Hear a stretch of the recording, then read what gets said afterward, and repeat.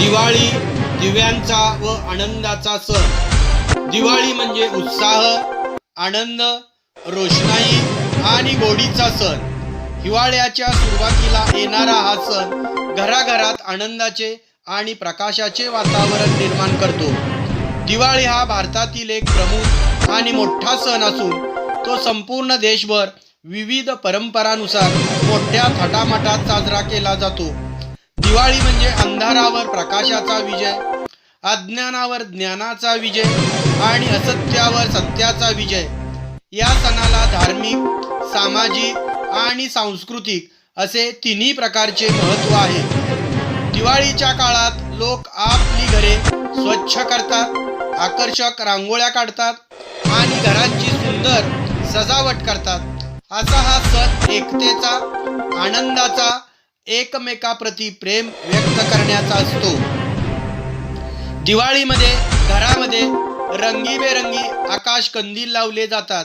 हे कंदील आकाश दिव्यासारखे छतावर लटकवले जातात आणि त्यांची चमचमणारी रोषणाई मन मोहून टाकते। दिवाळीच्या रात्री घराच्या अंगणात आणि खिडक्यावर तेलाचे दिवे लावले जातात। यामुळे घराचे वातावरण पवित्र आणि प्रसन्न होते।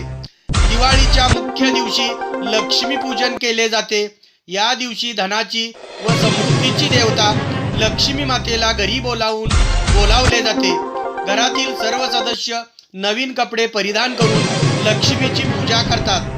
दुकानदारही या दिवशी आपल्या दुकानात लक्ष्मी पूजन करतात।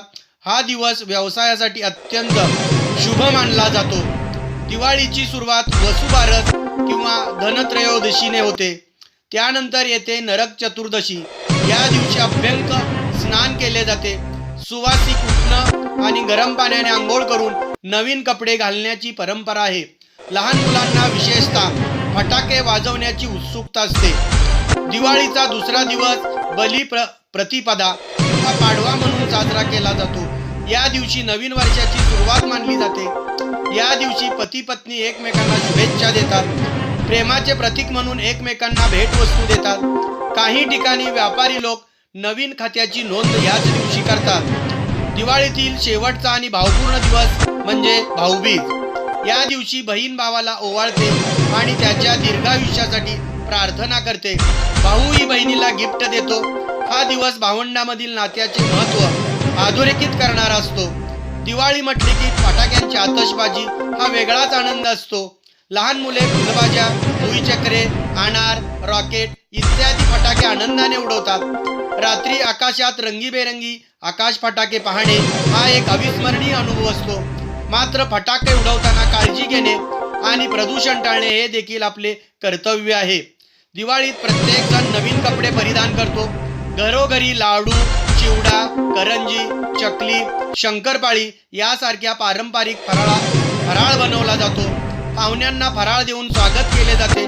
एकमेकांना शुभेच्छा देताना गोडधोड वाटून घेतले जाते।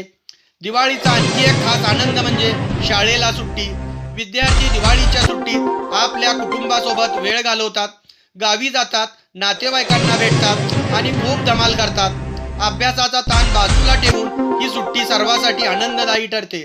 दिवाळी हा सण आनंद, प्रेम आणि एकतेचा संदेश देतो। आपली परंपरा, संस्कृती आणि नातेसंबंध जपण्याची संधी दिवाळी आपल्याला देते। चला तर मग यंदाची दिवाळी आपण सर्वांसाठी आनंद, आरोग्य, भरभराट आणि